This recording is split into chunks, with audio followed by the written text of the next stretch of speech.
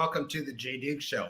So we're here in our new time, Monday afternoons at 2 o'clock Eastern, 11 Pacific, and I hope all of you can join us for this exciting episode we have today with Beth Underhill, a Canadian team star. She's been on the team for many, many years, rode with her on the team as well, and she's just been a fantastic supporter of the sport and an excellent influence on so many young riders. So we've got lots of great stories to come in the next 40 minutes for you. I want to thank Horse Network for making this all possible. Carly Sparks does such a great job, manages and directs all of this, and I really appreciate all of her efforts. I want to thank Haygain. They're with us this week. And hay is such an important, that's probably the most important thing that goes into a horse's body. And even hay that has great nutrients contains microscopic bits of dust, mold, fungi, bacteria, other allergens. All of these things can trigger respiratory inflammation and allergic responses, all of which, of course, is a negative for your horse, and we don't want any of that. So Haygain's high temperature hay steaming eliminates up to 99% of inhalable irritants for your horse. Horses eat so much hay, and the hay is so important for them and what you put into their bodies. Check out Haygain and get the very most from your horse at all times. It also adds water to the diet and tastes great, so it's good for hydration, digestion, appetite, and not wasting hay. I also want to thank Equivault for being with us today. The best program out there for training at home. You get lessons emailed right to your inbox, has your arena, has the entire setup for your ring with all the jumps and exercises to do. There's over 400 lessons on the equivault.com. So check them out to help with your training. So I'm going to bring Beth on here to the show. And Beth, thank you so much for joining us. So Beth's had a very storied career. She was a member of the Canadian team at the 1992 Barcelona Olympics. She's two-time member for the World Equestrian Games representing Canada. She's competed in over 30 Nations Cups, including 6 victories for our wonderful nation. She's been two-time Canadian Coach of the Year. And in 1995, she was the highest ranked woman in the world in the FEI computer rankings. Beth, welcome to the show. Thank you, Jay. It's fun to be here. Yeah, it's great. It's great to see you. And it's great to see you still going strong, and your career is going so well, and I want to get to all of that, but I want to start off with where it began. As a child and as a junior, and you have such a passion for the sport. You have such a passion for animals in general. But what got you into horses? I think my parents, for sure, I have to thank for that. My mother was one of those parents who really felt it was important for me to be exposed to all different aspects of the world. And one of those things, along with the tennis lessons and swimming lessons and singing and all those other things, was riding, because she knew I had a passion for, as you say, animals in general. And so I started at the YMCA, and we had 12 lessons for $10. And we lived in a little suburb in Georgetown, just north of Toronto. And off we went for my first lesson. And I had, I remember distinctly, a white pony named Rosie. And I fell off my first day. And so my mother thought, well, that's the end of that, and I wouldn't be interested in coming back. But actually, I was so intrigued by why I fell off, how it happened, what I could do to make it better the next time, that I really was intrigued to go back and learn more. And that developed into just a real, passion for the horse. And a couple of years later, my parents moved to a farmhouse in Uxbridge, which they spent 10 years renovating. And that gave me the opportunity to have my first pony. And that's where it all began. And this is my first pony, and my dad leading us into the ring for our very first horse show. It was at a fall fair in Markham, just north again of Toronto. And my dad bought 2 ponies and a farm bell for $60 at an auction. And so that was my $60 pony. Well, if you subtract the farm bell, it's probably a $25 pony. And he was a little wretched, but I tell you, his name was Teddy, and he taught me lots, and that's where it all began. Wow, that start, finding the right school program and starting off at that age, and it really develops that love and that passion for the animals. And that takes me back, seeing, you were at a fair, there's probably carnival rides there right beside where the show ring was, and those beautiful back numbers as well. That's exactly. And so you developed your way up, and when did you start to think that this was something that you wanted to do on a more, on a permanent basis for your career? I think where I was fortunate, I think a lot of us in those days were the farm community influence. I began not in a it was a relatively unconventional way. I came up through the pony club. I had two lady teachers that my parents had emigrated from England, and my teachers, they didn't know anything about horses, but they were wise about how they found the instructors that I had. And these two, my initial teachers, went through the British Horse Society instructor program. So they had a very strong sense of horse husbandry and how you cared for your horses as well as the actual riding. And that really held me in good stead over the years. And introduced me to the pony club. And the pony club again expanded my horizons and gave me opportunities to ride all different kinds of aspects of the sport. We did a little bit of eventing, we did Prince Philip Games, we did dressage. That was my mother's influence. She always made me wear a tie, her British upbringing at the first show. And that was my first jumper. Okay. And she was, believe it or not, half Arab and half standardbred racehorse, trotter. And at the shows, I used to enter her in the trotting races and also the jumping. And we'd usually win at both because she was a fabulous trotter. And she was really careful. Like she was, and okay, these were just, again, fall fairs and small shows. So, I wasn't raised in a family that knew the industry or, were equine specialists at all. And in fact, one of my instructors said to my mother, she told me years later, said, well, Beth will never get very far in this business because you don't know the right people. And my mother said to my dad, apparently, that's the most ridiculous thing I've ever heard. What's it got to do with who you know? And I mean, there was some element of it, but a little bit speaks to how my parents raised me, which was if you want it badly enough and you have the work ethic, we're immigrants from England that went through the war and we're, embracing this new country. You can, it's possible. Anything's possible. And again, going back to the beginning, my parents definitely created that will and that desire. But what the Pony Club exposed me to in terms of, different elements of the sport, gradually funneled my thinking towards show jumping and the love of that particular side of the sport. And that's great there. You're talking about Pony Club, the British Horse Society. You're talking about programs that help to develop, youngsters into top professionals like yourself. And we're going to get into that a little bit later in the show as well and get your opinions kind of on what programs exist today to help the kids moving up. Let's talk about Torchy Miller. So Torchy's a Canadian icon. He's won so many Grand Prix. He's represented Canada himself as an athlete, represented Canada for a long time as a chef to keep. And he played an integral part in the development of your career and your love of horses. Talk about Torchy and how that got started, starting with him and what he did for you. I mean, Torchy, there's been many people actually that have influenced me over my career and through my life, but Torchy would be one of the most significant and most important. He identified me as a young rider when I was just starting out in the sport at the top amateur level. I wasn't a professional yet. I was still working my way through the ranks a little bit with horses that weren't the greatest. I did a little buying and selling, and when I was young, I'd buy horses at the local auction and then make them up a little bit and then sell them on. So I had a lot of experience in my own way of developing horses. But Torchy was someone who saw something in me that I think he felt he could help me with, and he offered me a job, and it was a riding job, and it was very important because that was just when Torchy was getting towards the end of his competitive career. So I had riding opportunities that I would not normally have had. He had quite a few clients at that time.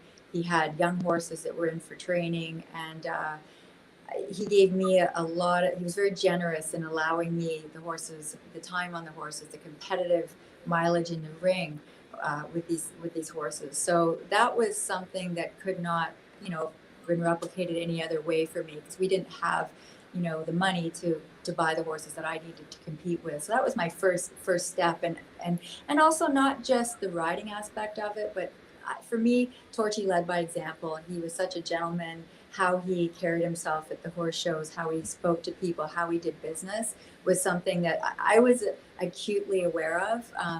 I've always been a student of the sport, and I didn't always say much, but I watched him and I listened, and I watched how he flatted his horses. And he's not a he's not a very verbose man, but he was very impactful in what I was able to learn by osmosis, and just by, he was very kind about bringing me along to and introducing me to people that were going to become important in my life in the future, such as, the Hendricks family. He thought these were people that I should know. I should learn about other people across in the sport throughout the world. And so I have a lot for Torchy, a lot to thank for Torchy for that introduction. And Torchy is just a good man. He's just a good person in general, and a kind-hearted guy, and yes, hard worker, and just a true fan of the sport and a fan of horses. And exactly. Certainly, you can see his influence in you and all that he did. And so, what a great opportunity! And again, talking there about that progression and that mentorship for you to develop for who you are today. And he was such a big part of that. So you've had some wonderful horses in your career, of course. Monopoly was the one that got you onto the big scene, and that was such a great mount for you. And you were so consistently successful with that animal. And you have a wonderful horse today as well, Catch Me. But I really want to talk about the Altera story. And I think, all of your fans want to talk about the Altera story. That horse really captured the imagination of the public. Such a spectacular animal. And let's start. We're going to play a video in a few minutes, but let's start off. How did your relationship with Altera begin? Where did you find him? Well, ironically, it's through Monopoly, and I was on the team for the World Championships at Den Haag in 1994, and my teammates were Ian Miller, Eric Moss, Jill Henselwood, and we had put a little tour together, and we were based out of the Hendricks farm, and Stall Hendricks in Barlow. Actually, you've mentioned them a couple times on your show. I think Laura was there yes. And so your viewers are obviously familiar with the Hendricks family, but yes. We were there competing and based there, and there was a lull in between shows of a couple of weeks, and the rest of my teammates went home for various reasons, and I decided to stay and just hang out and follow Paul and Emil around and learn more about that part of the industry. And Paul took me to a show, and I remember clearly I was sitting on a bench and I was eating an ice cream cone, and I saw this horse come into the ring, and it just knocked my socks off. I mean, the ice cream cone was forgotten. It was dripping onto my hand, and Paul had gone to another ring, and I ran over and I'm like literally tugging on his sleeve like a child, saying, "You've got to come and see this horse." And it was funny because he came over and he was like, "Oh yeah, I know that horse." And it turned out that they actually owned the horse, and it had been sold. And there'd been some issues with the horse at the triple combinations. He had a little, confidence issue, and the horse had come back to be redeveloped. So they weren't really ready for that horse to kind of move on, because they wanted to, make sure he was confident again and developed a little more before he was put back on the market. So I was just fortunate that the timing was right, that I was there, that Paul had just met me. That was the first summer that, I'd been to Europe with the team, and he took a chance on me there. He loved the horse very much. He knew what that horse could. I think he innately knew that horse's potential, and he really wanted the right rider. And he let me sit on the horse, and the horse was too much money. Actually, I didn't have the money, and Paul very kindly kept a stake in the horse so that I could afford him, and I was able to put a little syndicate together. And family helped out, and I was able to bring him back to Canada, and that was the beginning. But I've never before or since seen or felt a horse that grabbed me so viscerally. It was immediate, and it was just, there was some connection there right from the beginning, and it just seemed like all that whole summer, various things fell into place that put the horse into my onto my perspective. Let's go back to that, Carly. We can go back to that picture you just put up for a moment. So, what I think I remember this class. I think that's in the North American ring. No, it's the All Canada ring. Yes. That's the All Canada ring in Calgary. And the horse, and you can see it's probably like a 1.40 class. The horse had just so much power. Here you are grabbing mane to hang on, because the horse had so much incredible power. And I mean, I can see your love at first sight statement, because he literally would just take your breath away with the power and the style that he had. What was it like working with a young horse like that? You probably never sat on a horse with that type of scope and power before. What was that like as a training?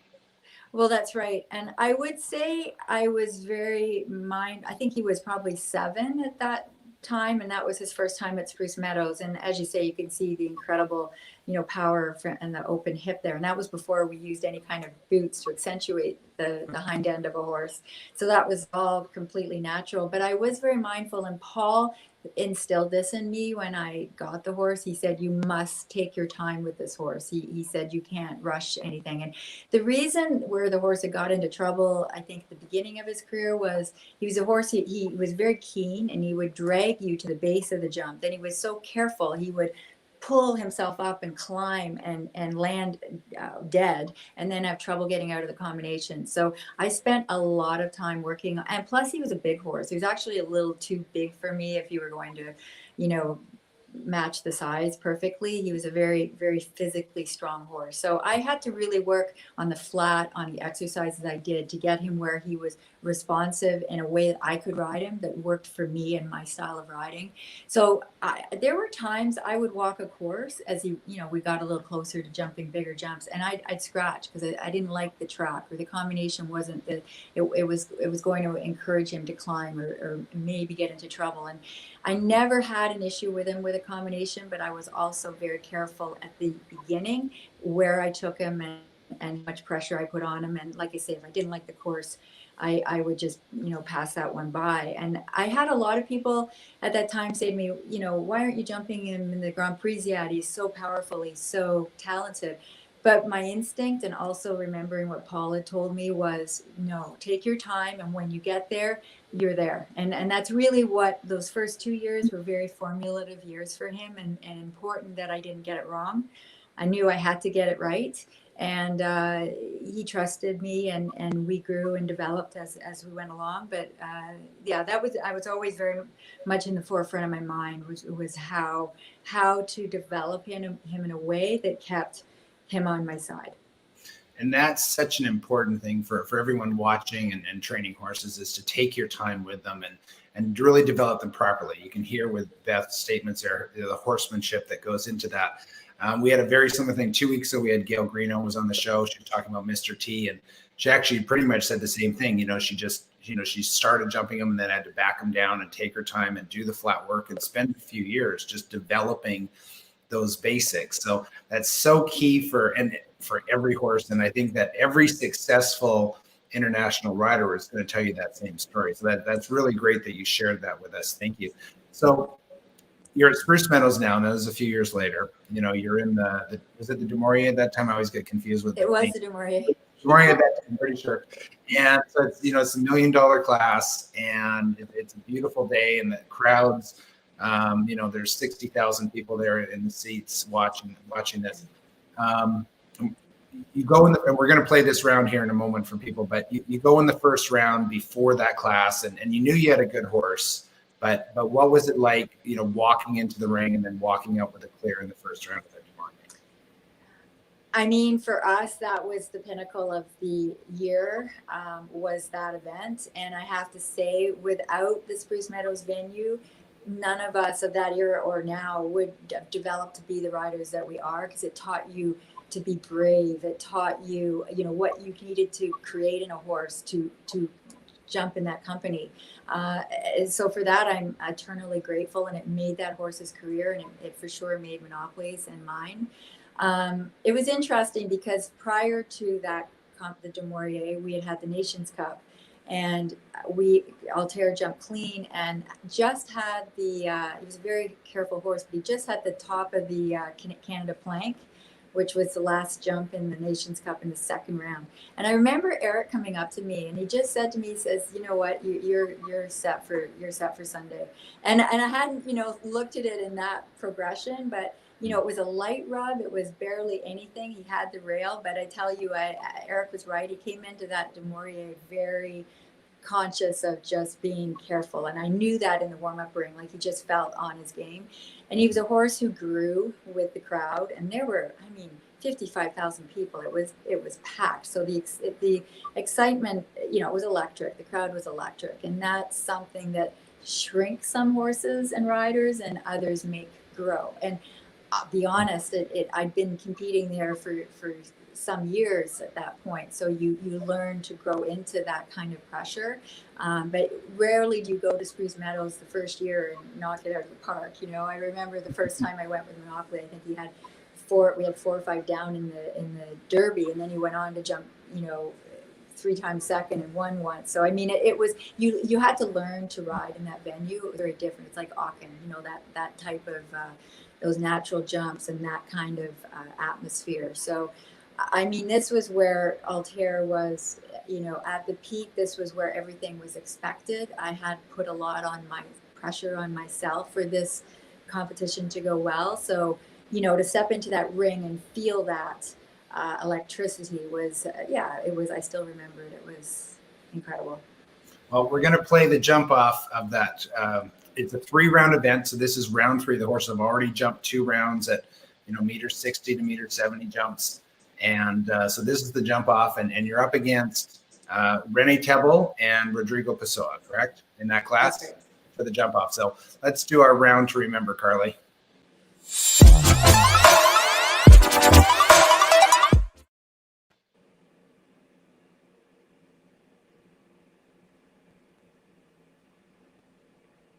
Okay, so we're going to have Beth talk us through this a little bit. You can see the crowd in the background.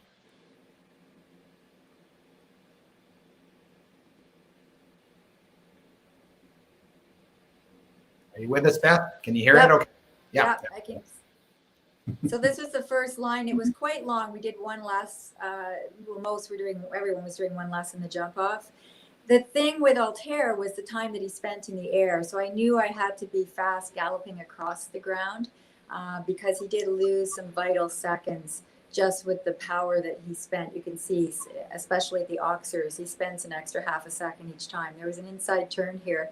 Torchy and Eric are looking excited. And then a long gallop here to the wall.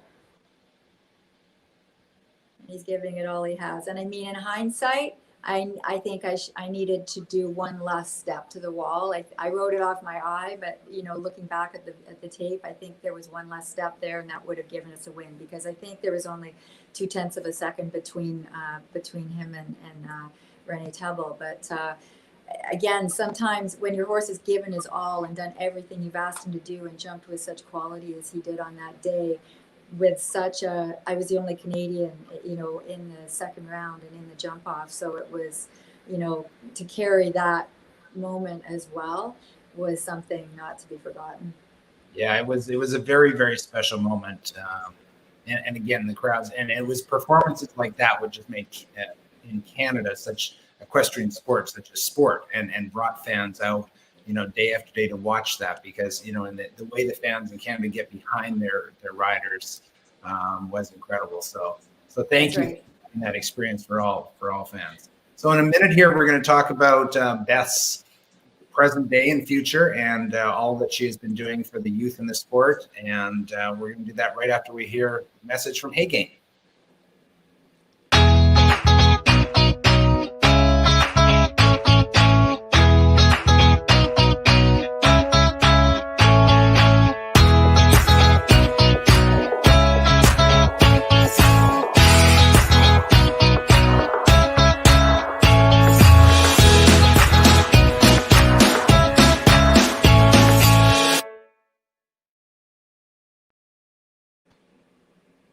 All right. So thank you to Haygain for being with us today. And we're going to talk a little bit more about them and how they're helping Beth's new horse in the ring.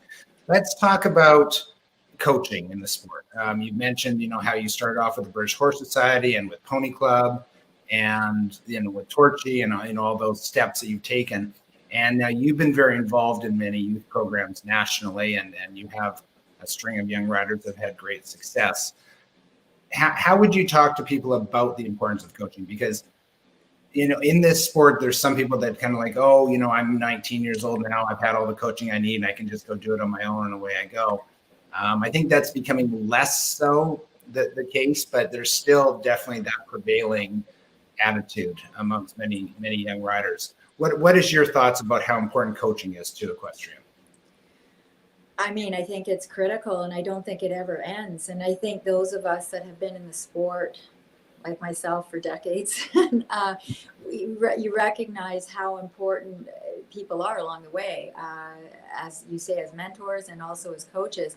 I think it's important, and this is what I spoke to initially about my parents not even actually knowing the sport, but being pretty savvy about who they introduced me to in terms of getting started, and who they wanted to influence me in a positive way.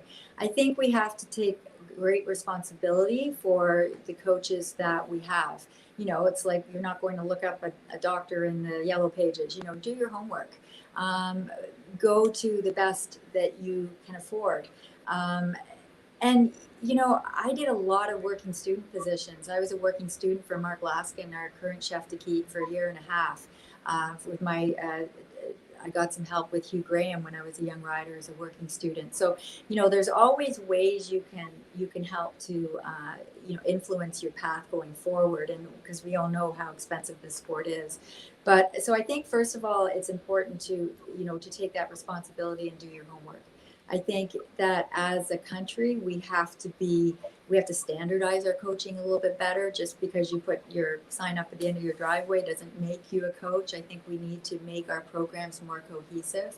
And I think, as individuals, as trainers, as coaches, we have to give back more. I love doing clinics, not just high level clinics, but clinics for some of the local stables. I mean, these kids, they're thirsty for the knowledge. They're thirsty for the education, and how we impact them now at that young start of their career is incredibly important. I think we need to try and meld the shows together a little bit more. So, the bronze isn't just over here and the gold and the platinum's over here. We're working a little bit more together for those people to be influenced and, educated by people at the higher ends of the sport as well, that have the experience and can help them on their way. So I think there's many prongs to, to the coaching going forward. It's a whole topic unto itself. It's definitely, I think, something that we need to keep moving forward. Yes. And how would you, we had on the show last week, we had a roundtable discussion, and it really focused on the cost of horse shows and competing. And of course, there's costs in everything nowadays, that's for all sports are expensive. There's no question, but certainly equestrian is right up there. What would be your advice for, young riders out there that are, 10, 15, 20 years old, that are looking to, get the most they can from the sport and to learn the most that they can and opportunities for them? Would you say go be a working student in a good program would be your advice, or what direction would you go in? I mean, I think you have to create your own opportunities to a degree. I think that people, I know for sure, as a professional and having come up, quite a difficult path and road myself, because I didn't have, necessarily, we didn't have the budgets at that time. I think that I notice the kids that are sitting there watching their phones all the time, that aren't out there in the warm-up ring.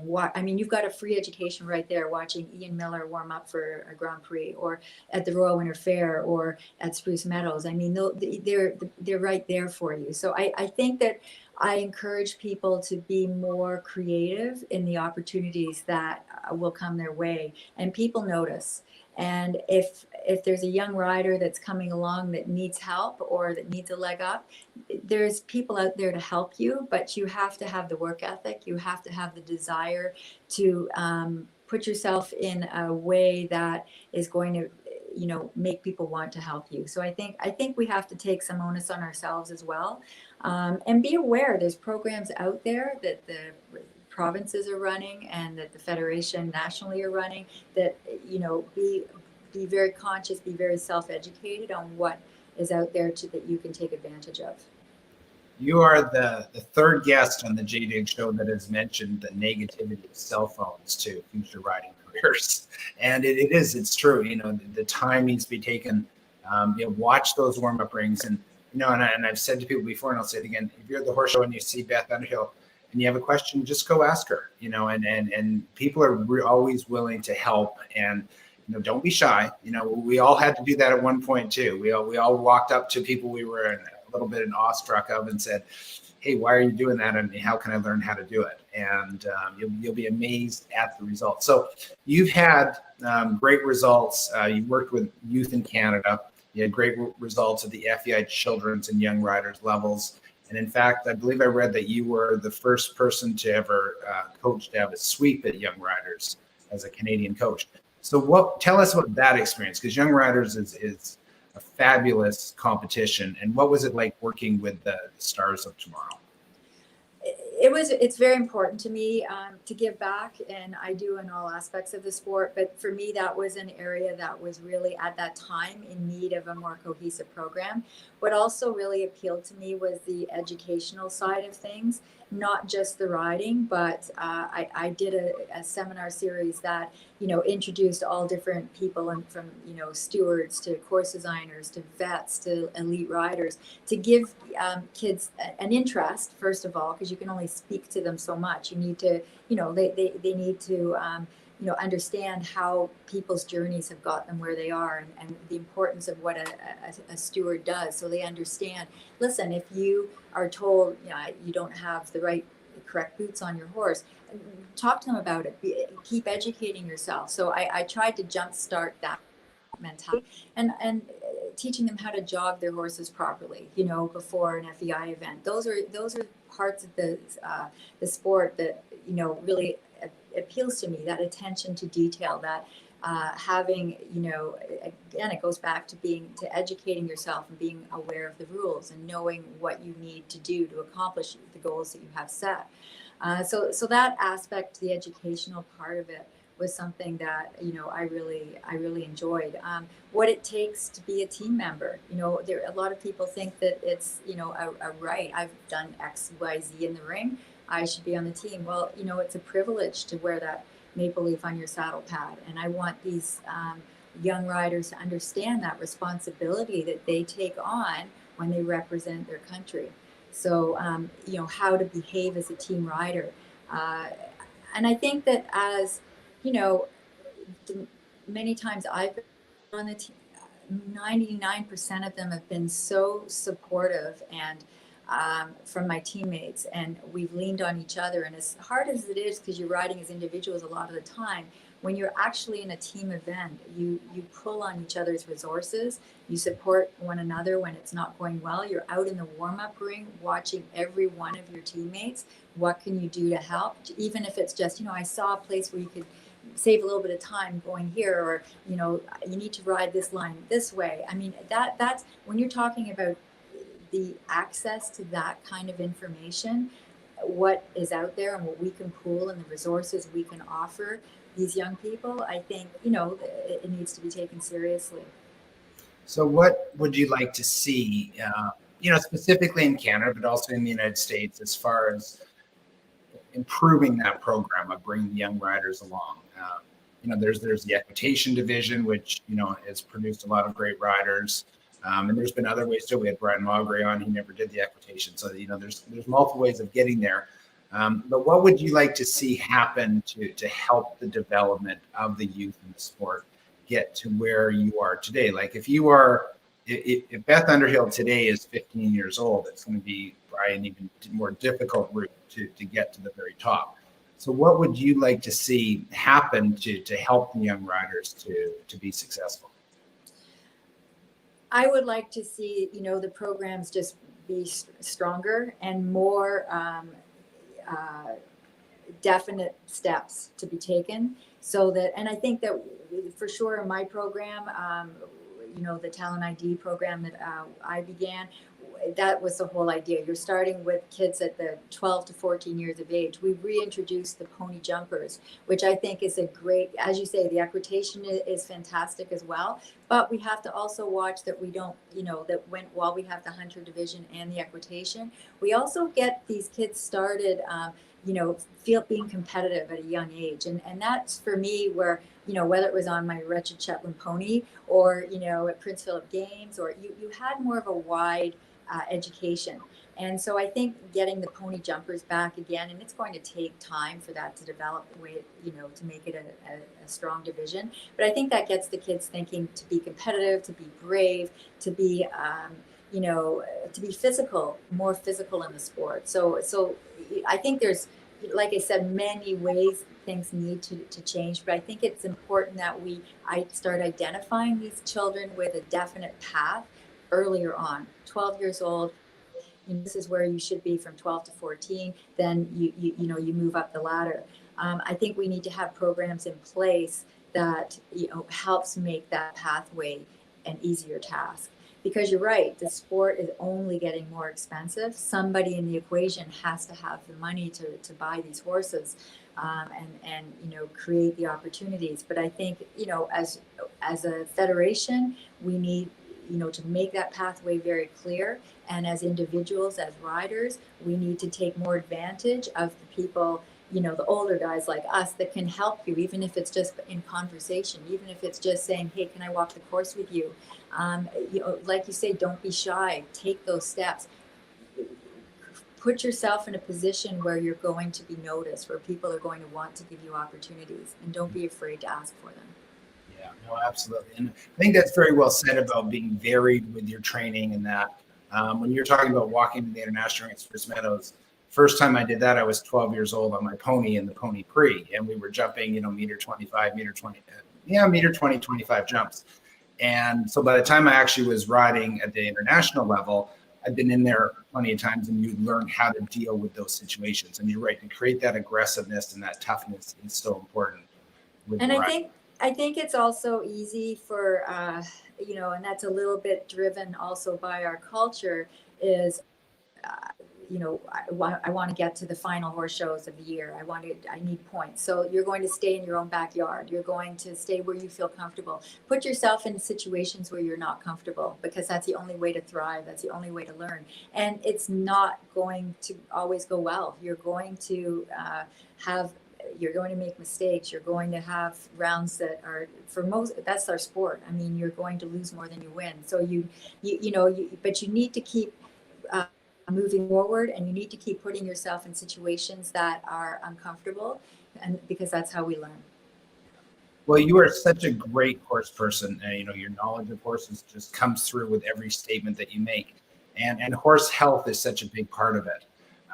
Let's talk about Haygain, because they've been a part. You have a wonderful Grand Prix horse now. You've had a lot of success. You're the reigning Canadian champion, but that horse has some digestive issues or allergy issues, or what is it with that horse, and how is Haygain helping you? So Count Me In, who's the horse that's pictured here, who was Canadian champion at the Royal Winter Fair last year, and it's been my partner now for 6 going on 7 years. So we've had quite a long career together. He's not the best horse traveling. He's a bit of a worrier on the van, and he doesn't eat well, and he tends to lose weight. And so we're always working on keeping his appetite up and in giving him keeping him interested in his food. So we'd wet his hay, we'd put it in a hay bag, we'd try it in different locations, but it was something that we struggled with. And we found since using the Haygain to help, it's made the hay much more palatable for him. So he's eating better. He's also, I have 2 other horses in the barn that have a tendency towards allergies and breakout and hives. And it's, we've had them allergy tested, and there's certain things in the hay that are difficult for them to manage. And the Haygain has really improved that. So I've been extremely happy with the product. Count Me In's diet, we were able to keep the weight on him much easier. I think, it's like eating hot oatmeal as opposed to cold. I mean, it's far more palatable. He enjoys it. It smells great. I love it. Can't say enough about it. Well, that's, and anything that we can do to improve and our horse's health is obviously a good thing. They're so important to us in many, many ways. And I remember actually there was a barn I worked at even this past summer that had some hay come in, and then these horses developed an allergy from it and whatever. So check out Haygain. I think you'll be very happy with the results. And I think anything that improves our horse's health is a good thing. Well, Beth, I want to thank you so much for coming on the show. It's just great to catch up with you. You are just such a super influence on the sport here in Canada and worldwide. And I wish you the best of luck in 2021 and all of that moving forward. So thank you so much for being here. Thank you, Jay. I enjoyed seeing you. Next week on the Jay Duke Show, we have this guy coming in from Germany. You may have heard of him. His name is Ludger Beerbaum. He's going to be our guest next week, 2 o'clock Eastern, 11 o'clock Pacific. So check that out. I want to thank Haygain for being with us and presenting this show with the wonderful Beth Underhill. I want to thank Equivault.com for being here and helping with the training of all those horses at home and how important that is for everything. So horse health, horse training, and horsemanship. That's what it's all about. Thank you to Horse Network and Carly Sparks for being with us. And as always, ride safely and respect the horse. Take care.